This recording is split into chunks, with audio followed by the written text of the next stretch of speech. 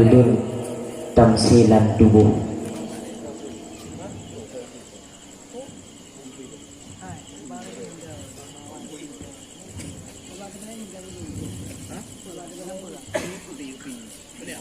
Umpama tubuh dami sekapai asa di dalam bisalah koda menyahanajro asa di dalam tentek kapaian akan binasa menyahanajro hati di dalam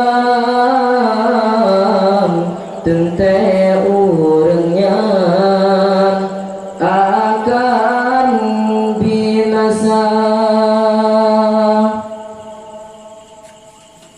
Yoga mulai ula ursulam begat pedoman wahinan koda pepayang puto sambung berijang yo manteng kapai diring kuala pepayang puto sambung berijang yo manteng kapai diring kuala umpama tubuh dami sekapai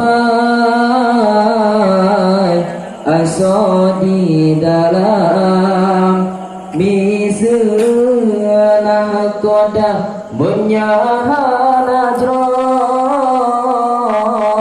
asa di dalam tentek kapaian akan binasa menyahanajro hati di dalam tentek urangnya akan binasa. Islam kelayu iman ketiang tauhid di dalam kelabang puncak.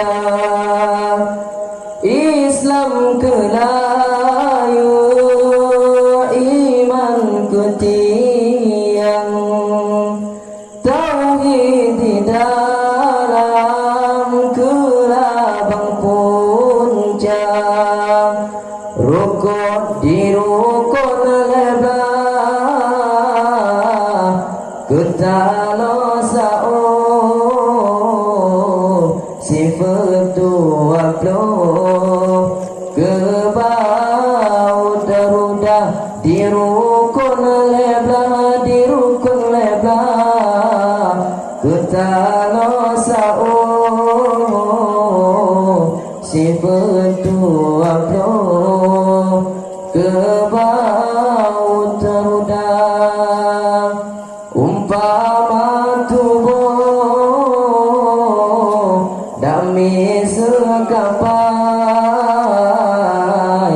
asa di dalam bisalah koda menyahanajro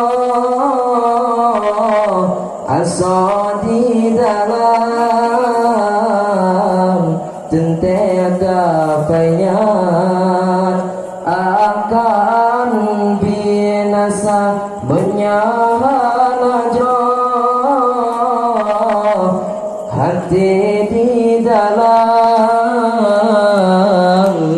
tentek urangnya akan binasa. Sekian dari luntuan. Assalamualaikum.